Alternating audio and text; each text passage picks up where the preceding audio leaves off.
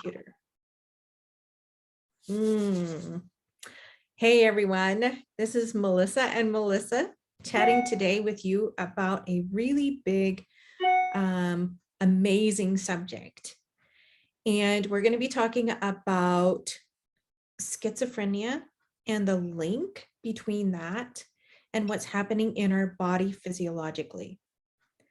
And one of the intentions behind this conversation is for all of us, and maybe you have someone in your world that you love that has schizophrenia, or maybe you're a professional that works with people who have schizophrenia. We want this conversation to be something that empowers you to be able to understand more about what could be going on in the body and mind of the precious person that you're thinking about, but also be able to expand perhaps into what can we do to optimize what's happening in the body so that this precious person can experience their best life.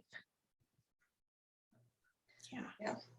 I love that, Melissa. I think, we were really wanting to make sure we set this up in the appropriate way for people watching to understand that, we want you to have hope when you watch these conversations that things can improve, and particularly with such a complicated diagnosis. I know I shared with Melissa, I've had clients in the past who have this diagnosis. They're on a lot of meds. Quality of life is really not great.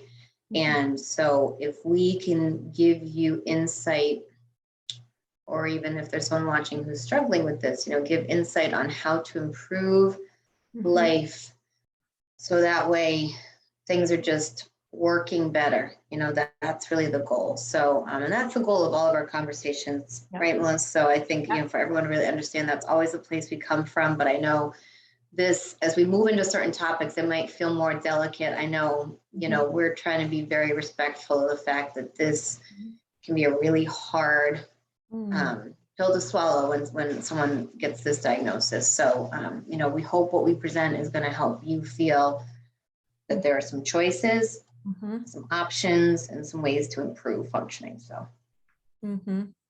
Oh, I love that. Thank you for that, Melissa. And one of the reasons I love having this conversation with you is because you work in the mental health space. This is your heart. I work in the functional medicine space, helping the body work better. This is my heart. And to bring those together and to bring both perspectives into this conversation, I think is so, so, so amazing. So thank you for sharing. Thank you for being open to talk about this. It's really fun. No, I think, we both strive to make sure people are not over medicating, right? I know I've seen it time and time again. I do not prescribe, so people are brought to me with a list, and sometimes it's not a great combo. And so, or it seems like a lot of medications. And so I think this diagnosis in particular can lend itself to overprescribing, and then people feel kind of zombie-like. And so hopefully what we present today can give people some ideas around some other ways to approach it, other ways to heal, and how we can increase functionality is really like the piece of it, right? Yeah.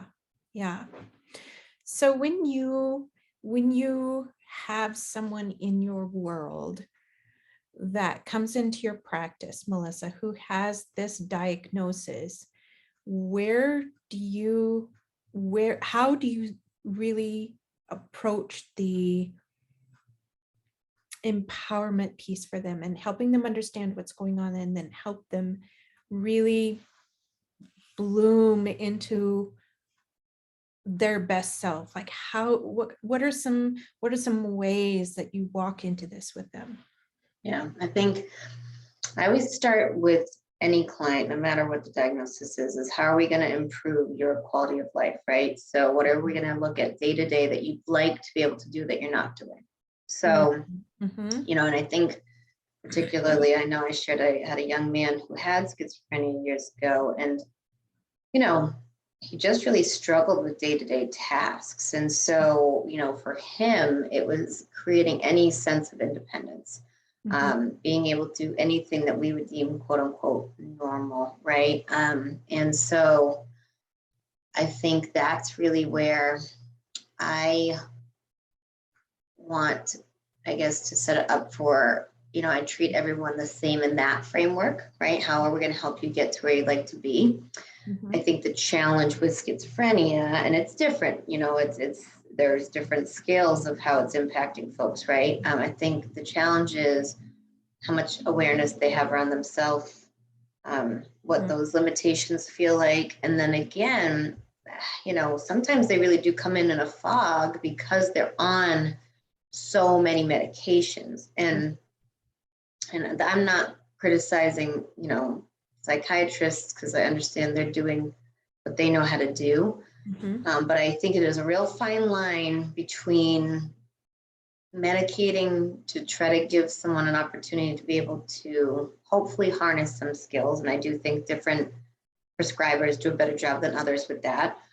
And then not over medicating so that this person is, like, for lack of a better word, zombie-like, right? Like really just going through the motions of the day. Because if someone feels like there's nothing to look forward to, or they're not even able to tune into that piece of themselves, I think we have a real disconnect around how do I get better? Because there's no concept of like even what we're not doing, right? So I think it starts there. Like, what would you like to see different?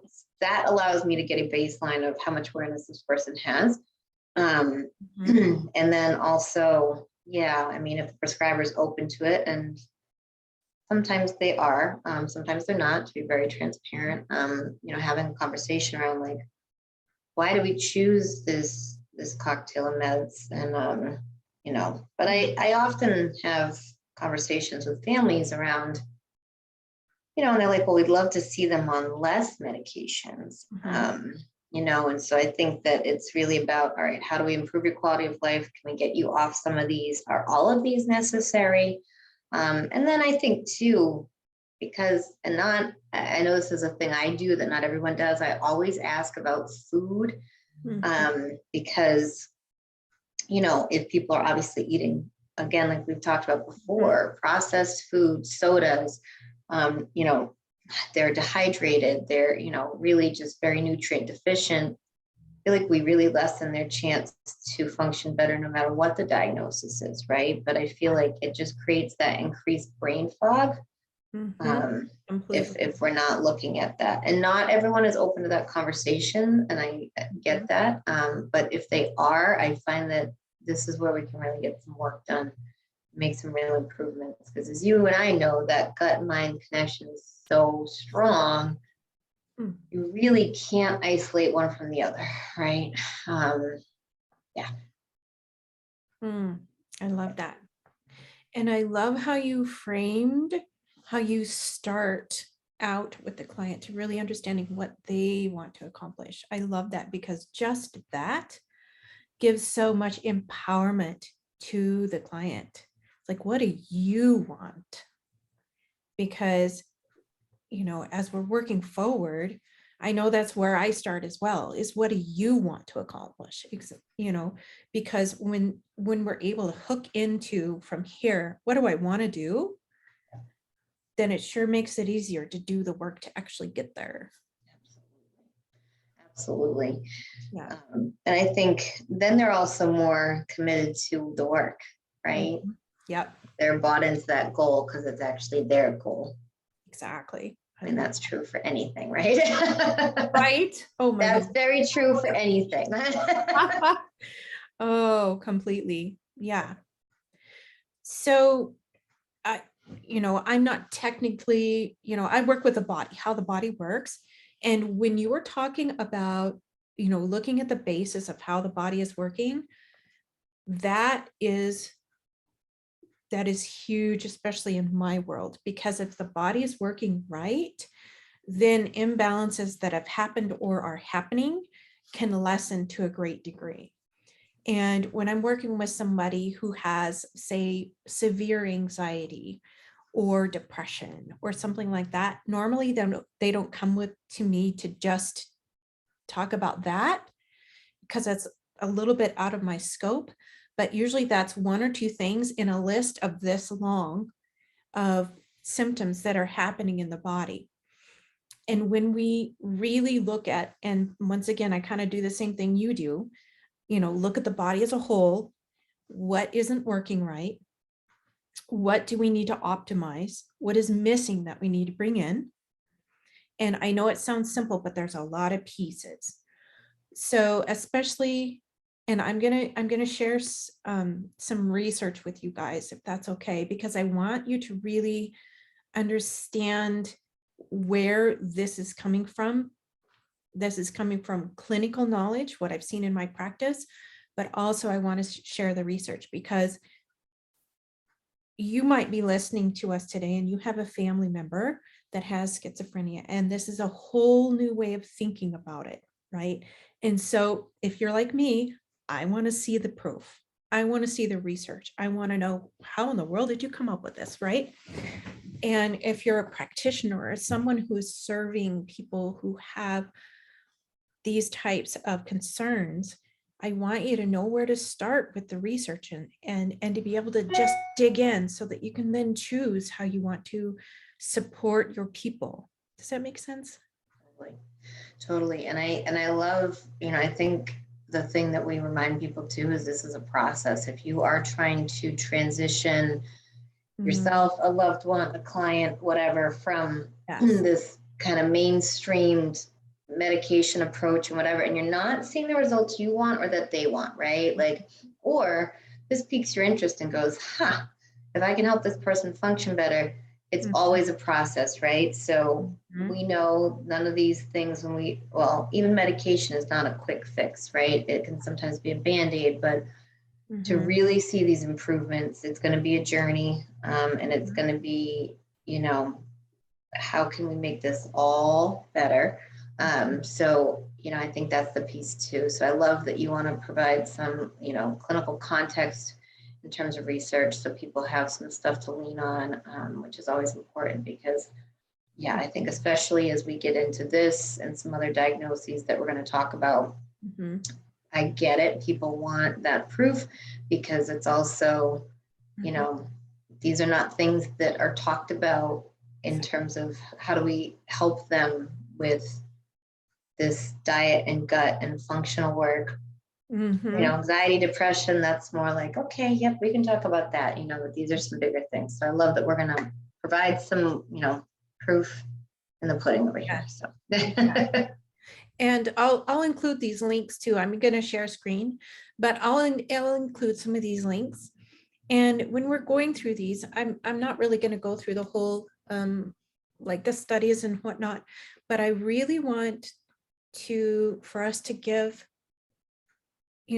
both sides. So me as a functional medicine provider, but then for you as a mental wellness provider to be able to really, give both sides of a kind of our take on this and how this works out in real life. Does that make sense? Yep, totally. Love that. So one of the things that I do is I work with people who have autoimmune and chronic illness. And what I do is so broad, it's kind of crazy, but we always look at what the body is dealing with, right? What is sideways in the body? And I'm going to start out with one of the things that I've seen. This is kind of a new place in my practice. I've been learning more about this for like the past year and a half, 2 years, really bringing it in clinically, but understanding the link between parasites, which aren't talked about in any of the worlds, even functional medicine and integrative. It's very low key. It's starting to come out now. But the research and everything behind that the assumption was, we don't have an issue here because, our food system is so advanced. We're so clean, we're a developed country, right? And also the presupposition that, if you have parasites, you're dirty, or, you don't, whatever. And we need to just leave those completely out of the picture because they're not true. Right. And I really am so grateful that that is beginning to change. Those assumptions are beginning to change. And the functional medicine world, even the mainline medical world, is starting to see how much this impacts. So I would be able to help clients who have autoimmune and chronic be able to get to like 80% better or 90% better, just so close. And I was like, there's this piece that I just can't get by. So what is it?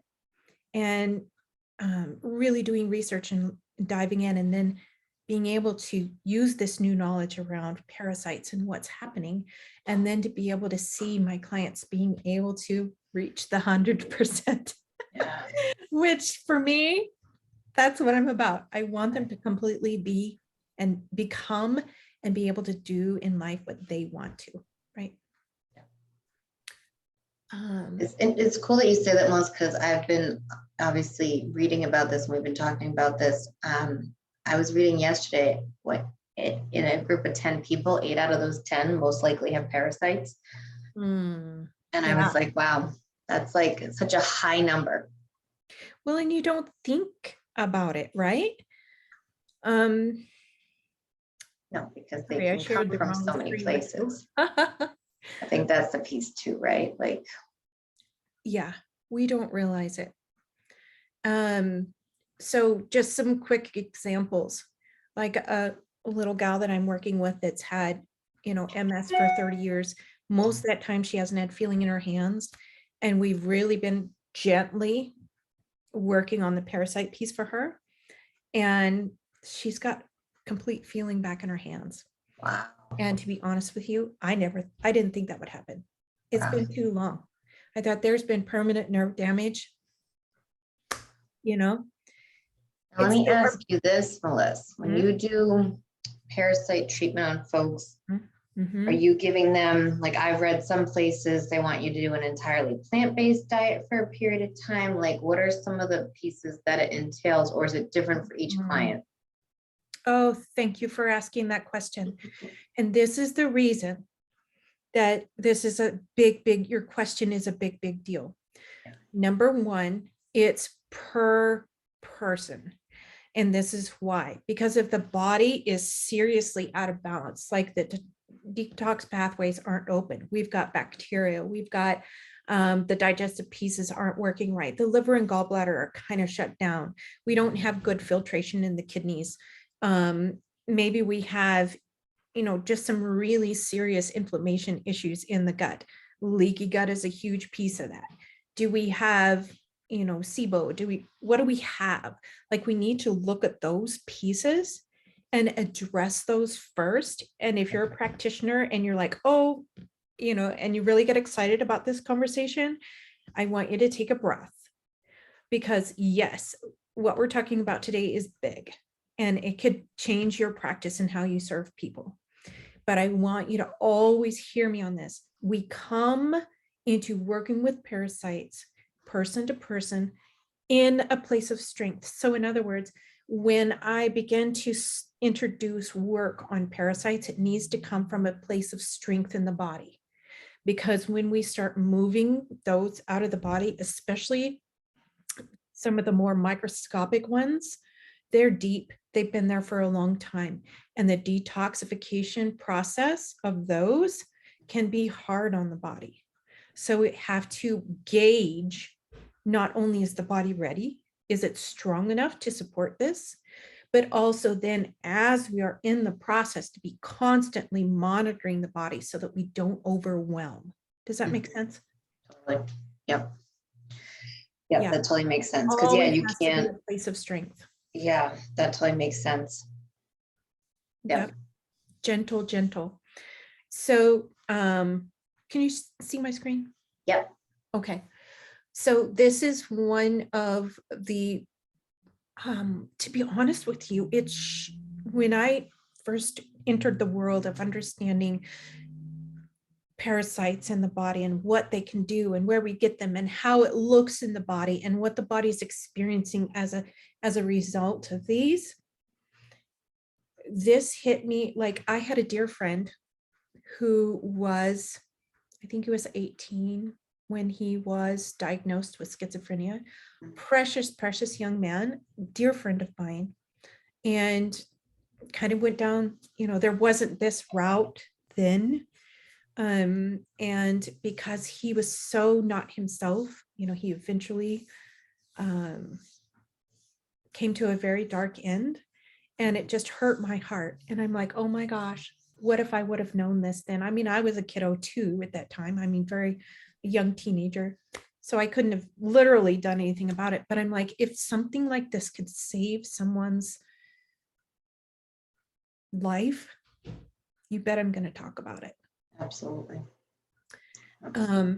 So the relationship between, this toxoplasmosis, this is a parasite that we typically get from cats. Oh, okay. Okay. So this is one of the reviews that I'm going to give you the link for. But this is a microscopic organism that gets into the actual tissues, right? And it can get into the brain tissue. Wow. And when we start thinking about how that interrupts the chemical transfer, the electrical transfers in the body, not just in the body, but especially in the brain and in the nervous system, this has been found to be a little known basis for a lot of cases, schizophrenia.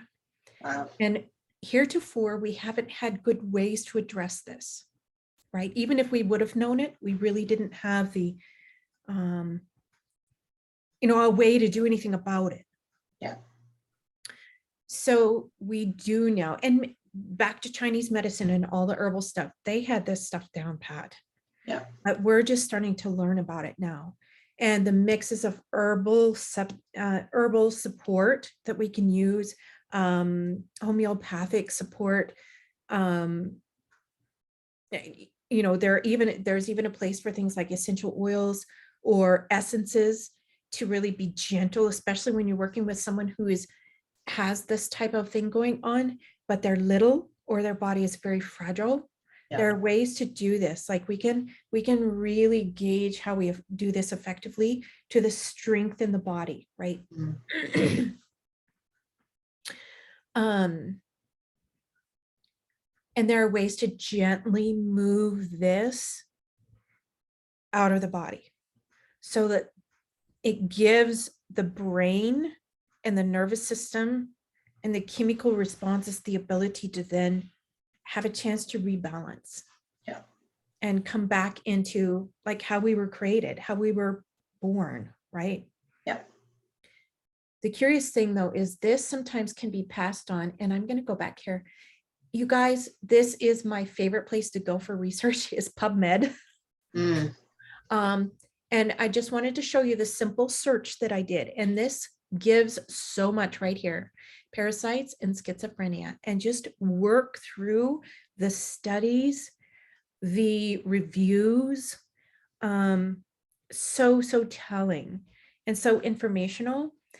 Not a lot of them give solutions.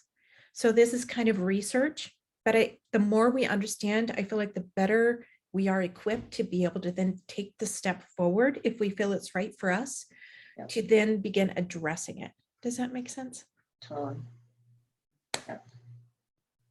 So that's so interesting. So this is a parasite that comes from cats. So it would just be passed along if someone had a cat in their home or feces from the cat.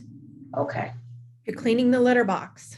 That's why a lot of times people or the doctors will say, if someone is pregnant, don't clean the litter box, have somebody else do it, right? Okay. Big deal, right? Because this can be transferred from mama to baby. Okay. So I don't know if you can read this. Yeah. But how do people get this, right? Yep. Undercooked or contaminated meat. Quite frankly, pork is the biggest offender. And then shellfish. But pork, hands down, is the biggest one that we see in like for meats. Undercooked meats.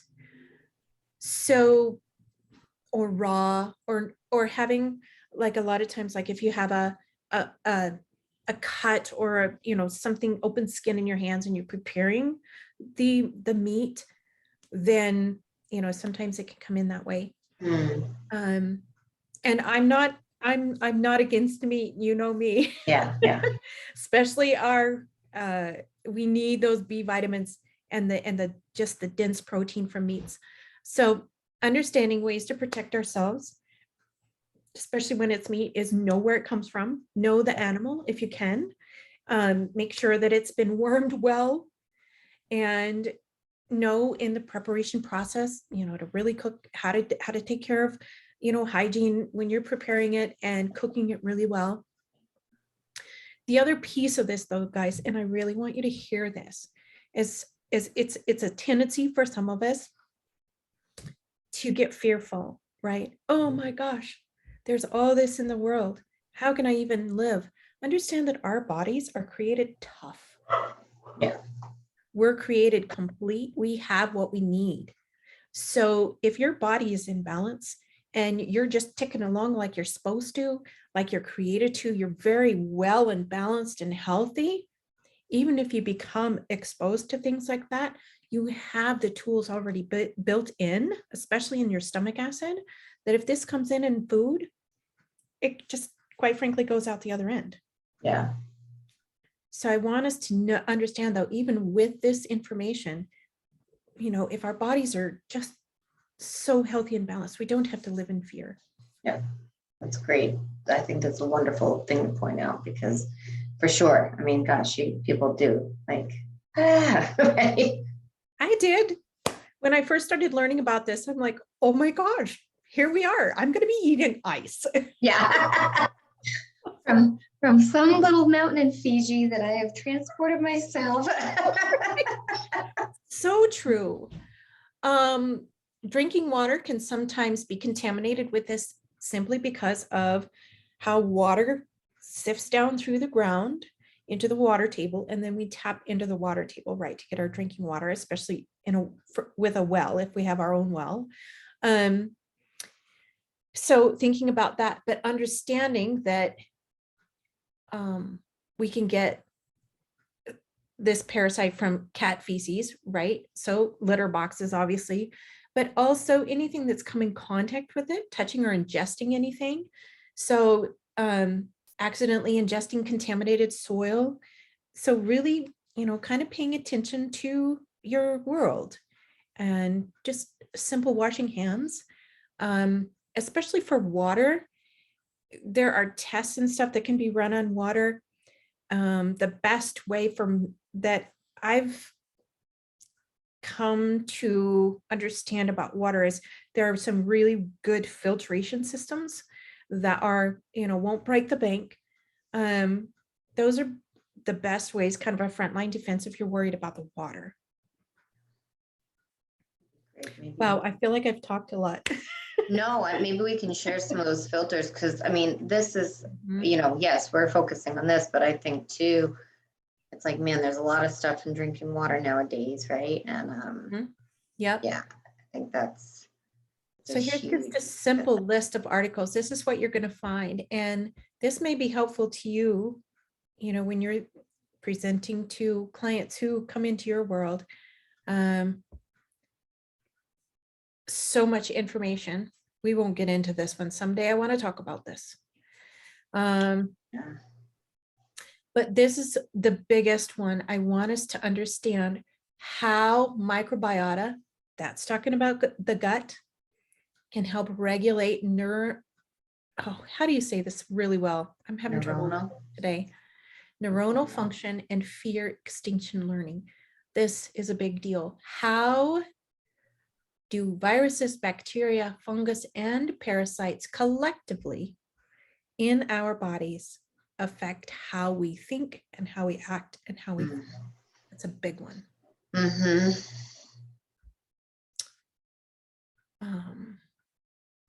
Bipolar, this is another one that I wanted to just bring up quickly. We're focusing on schizophrenia, but bipolar is like when I look at it, and I'm looking at root causes, they have a lot of the same root causes or shared root causes. But especially with bipolar, we need to look at, well, with schizophrenia too, we need to look at the possible parasite connection, but also things like heavy metal toxicity and that kind of thing. Yeah, I think, gosh, we could spend 4 days on metals alone, right? That's a whole other topic, but yeah, I mean, I think again, the piece is like, if people are willing to do the work or interested in it, there are absolutely things that can increase functioning big time, right? And yeah, I mean, this is not schizophrenia or bipolar related, but I have a young woman who I work with who's autistic, and she's so high functioning now. But when she was little, I mean, I can't believe her mom told me she was nonverbal. I was like, what? But they did all sorts of anything they could do to just help her have the best opportunities. And she really, does very well now. But it's, you realize that you can make a lot of impact, especially if you're looking at this, like, yeah, I mean, and it's interesting, how much parasites can cause a lot of problems. I mean, it's almost crazy how much they can disrupt, right? And then, as we're seeing too, again, these heavy metals that are in a lot of things, right? So, there's a lot of things that you can do to lessen exposure, increase awareness, and then also, do some really great work around. And again, this is the kind of stuff, you guys, like, don't just go online and get a parasite cleanse. You need to be working with a practitioner like Melissa. Work with someone so that you're not like freaking yourself out. But it can cause more harm than good sometimes if you don't know what you're doing, especially if you're working with a kiddo. Yes, yeah. So definitely don't go kind of just because there's a lot out there. I know I get things populate all the time just on different social media feeds, right? Probably because we're having all these conversations. Right. But somebody's listening.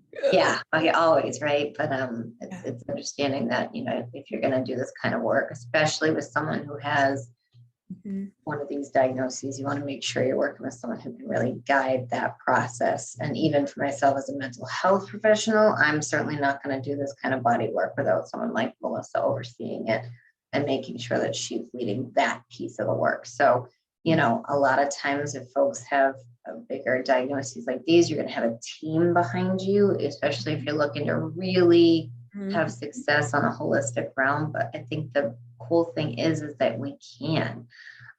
Is there, and I don't know if I don't know if it's in here, Melissa, is there any statistics around success stories with getting rid of these parasites? How are these people functioning? I would just love to maybe.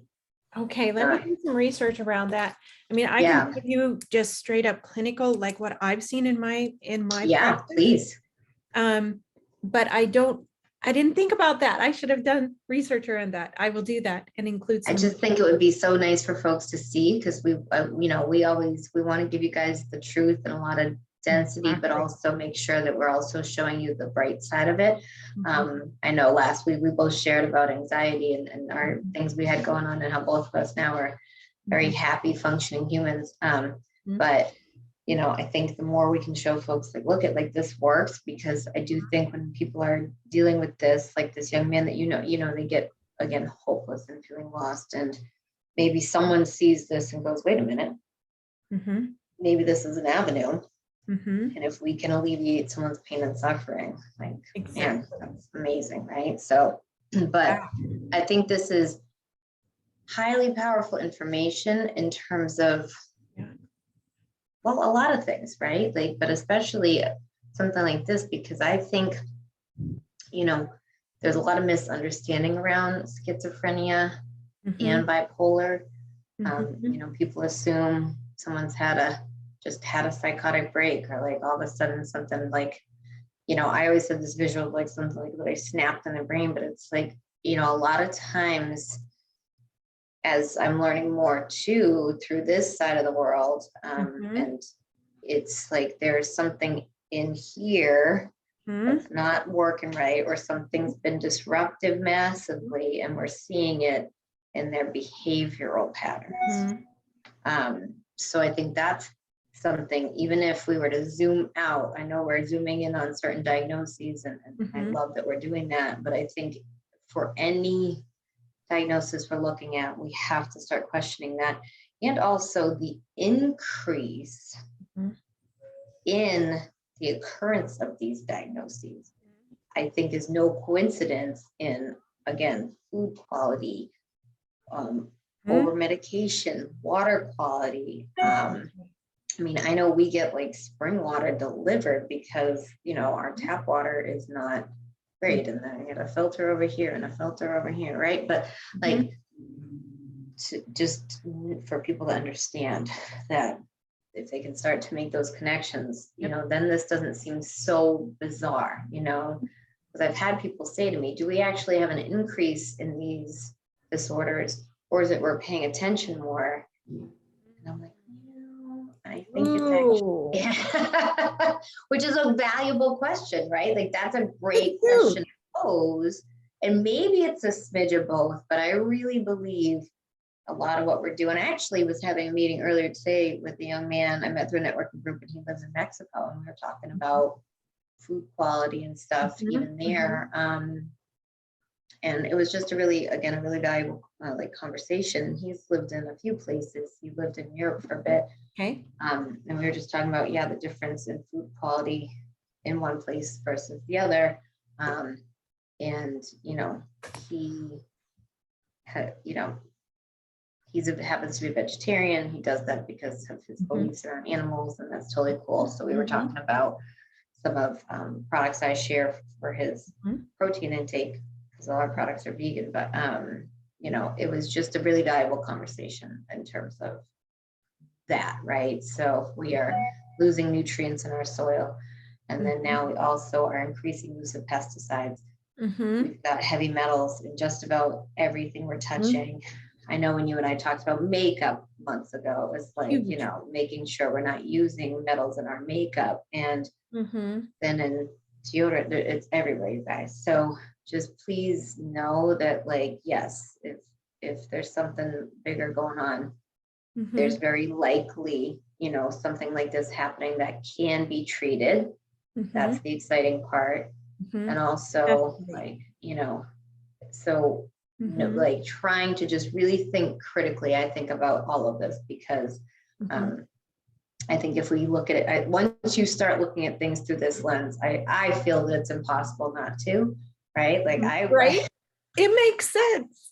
It just question everything. I'm like, can we just prevent this? Because I feel like we probably could. And I think that's the, you know, and I'm not making light of it, of course, but I think if you really start to look at, I mean, I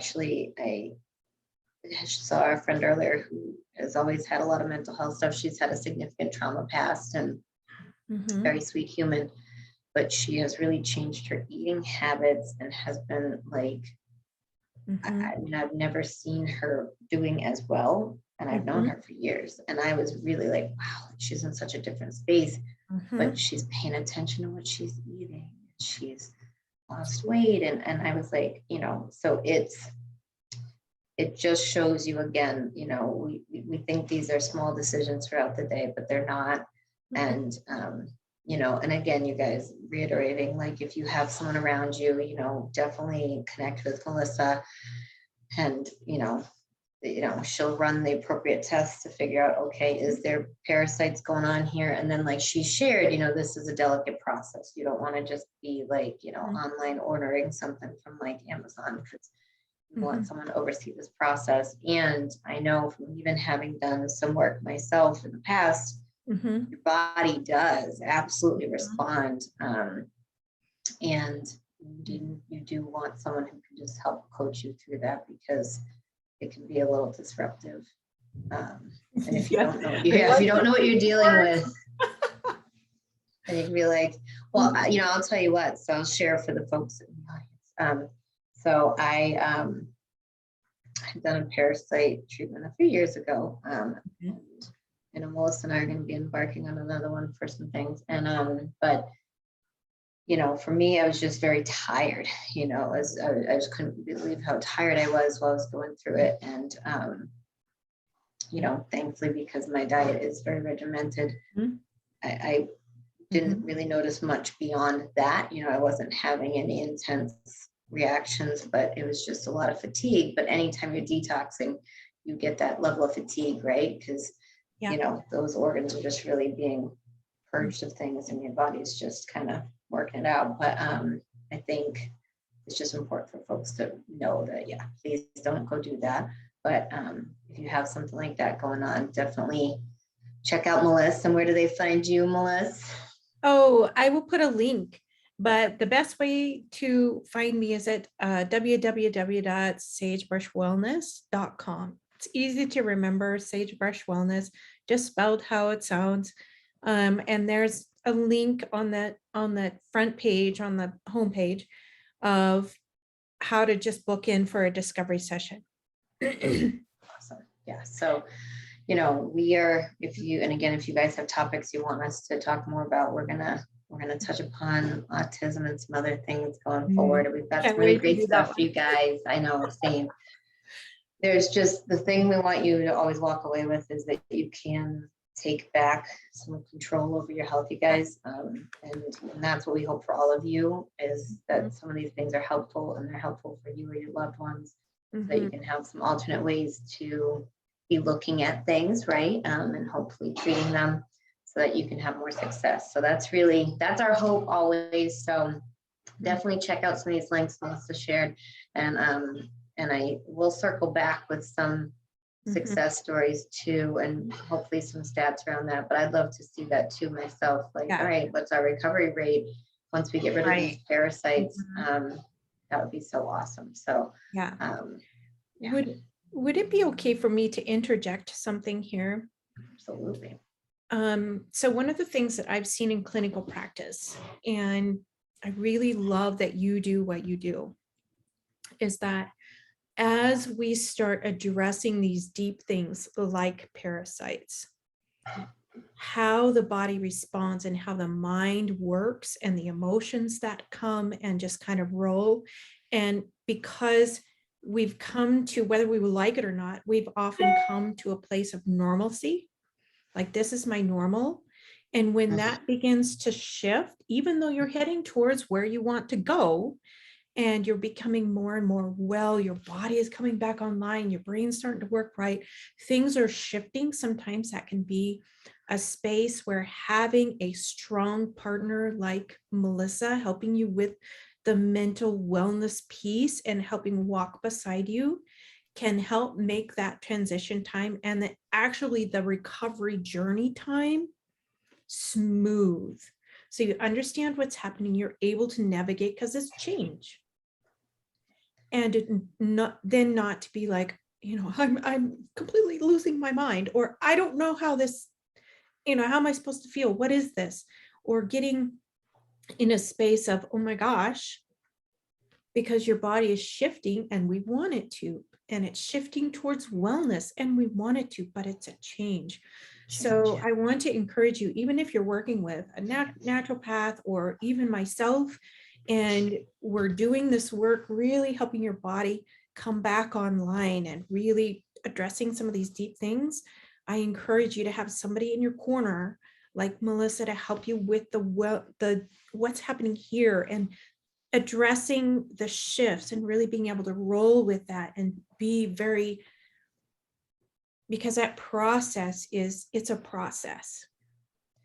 Great point, Melissa, and thank you for drawing that out, because you're right. I think we assume that just because we're going to physically be feeling better, and I've seen it even happening with friends where they're going through these changes and they're wonderful changes. They're awesome. Rattling the cage, right? Yes. And I know not normal.